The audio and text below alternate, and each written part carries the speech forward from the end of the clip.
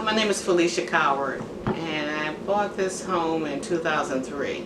This has been like just a wonderful place to, first of all, for shelter and to live, but then after that for community.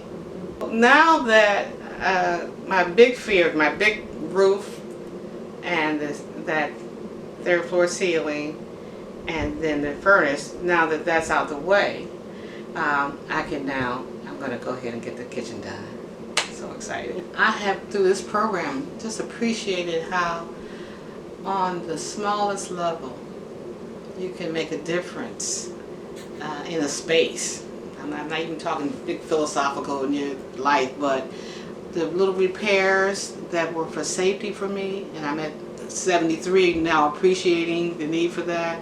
The work that was done on the third floor on my ceiling and my door are budget items that I did not have any money for.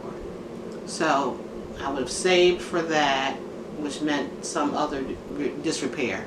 And I'm saying all this to say that this home is my wealth, and to keep it safe and to maintain it so that I can pass it on to my daughter is a big deal.